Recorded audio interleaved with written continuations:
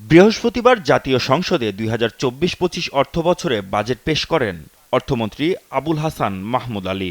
৭,৯৭,০০০ কোটি টাকার বিশাল বাজেটে চ্যালেঞ্জ থাকছে রাজস্ব লক্ষ্যমাত্রা এবং ঘাটতি পূরণের। শিক্ষাবর্ষ হতে বিজ্ঞান ধারাবাহিকতা মেনে প্রস্তাবিত বাজেট নিয়ে প্রতিক্রিয়া জানিয়েছে গবেষণা প্রতিষ্ঠান centre for policy dialogue CPD.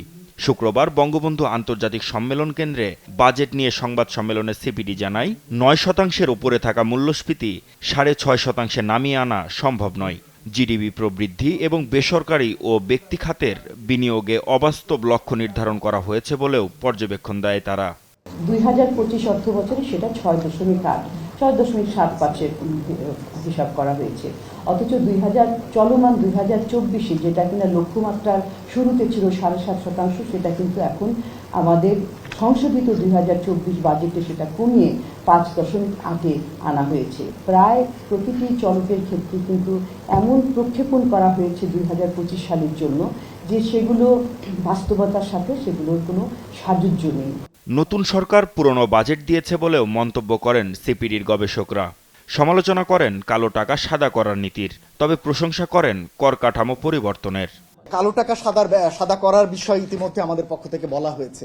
এ ধরনের ব্যবস্থাগুলো আসলে এক ধরনের প্রণোদনামূলক ব্যবস্থা। সরকারের হাতে এমন কোনো ইনস্ট্রুমেন্ট এই মুহূর্তে চালু নেই যেটা দিয়ে তিনি আসলে কালো টাকা ধরতে পারেন। দুর্ভাগ্যবশত বাংলাদেশের রাজস্ব নীতি অনেক ক্ষেত্রেই এখন ব্যক্তি নির্ভর, কারো কোনো গোষ্ঠী নির্ভর রাজস্ব নীতিতে পরিণত হয়েছে।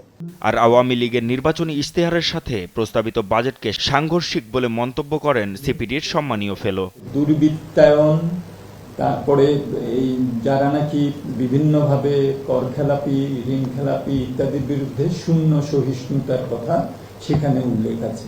সুতরাং এখন যেটা আর কি দেয়া হচ্ছে এটা অবশ্যই সাংঘর্ষিক এবং এটা অবশ্যই আওয়ামী লীগের ম্যানিফেস্টো এবং আওয়ামী লীগ একটা ঐতিহ্যবাহী দল, তার যে ধরনের দর্শন নিয়ে সে চলে তার সাথে আমরা মনে করি যে এটা একেবারেই বিপরীতমূলক। সামাজিক সুরক্ষা খাতের বরাদ্দ থেকে পেনশন সহ কিছু বিষয় বাদ দিলে সাধারণ মানুষের জন্য কিছুই থাকে না বলেও জানায় সিপিডি। মাহমুদ হাসান, দেশ টিভি, ঢাকা।